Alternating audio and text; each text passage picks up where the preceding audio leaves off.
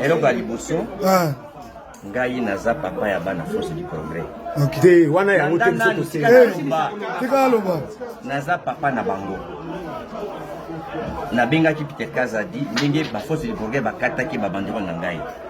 Naki kotala ba petit basiliki responsabilité nyonso oyo ndenge ba force du progrès bana nanga force du progrès naza papa na bino naza bino problème te so bomoni eloko moko sepe na ngote bolimbisanga papa na bino naza na bino très bien na jamais na so na bino rapport na zui ke bokate babando na ngai pano na ngai na Saint Christophe Félix aza mwana na ngai toza papa na mwana toza na problème rakine moko ezate soko aza mwana na ngai bazwa bana ba force du progrès bozonga naza papa na bino eloko oyo nyonso ebimi awa na ndako oyo ndenge ba force du progrès batumbi na ko réparer yango bango ba réparer le côté. Merci beaucoup, je suis là. Et tu demandes aussi pardon à ton frère chef de l'État.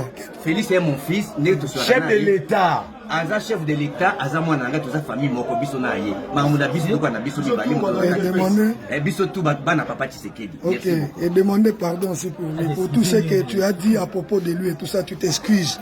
Parce que chef de l'État, un peu du respect pour lui. Naza candidat président de la République, j'ai de respect à Félix comme chef de l'État en fonction, il n'y a pas de problème. Mais il faut demander quand même pardon. Non, c'est moi là. Naza chef de l'État. C'est moi là que ça compte. Chef de l'État, à mon éloko moko, à l'ébité, à CP Nangote, na senge pardon à moi. OK.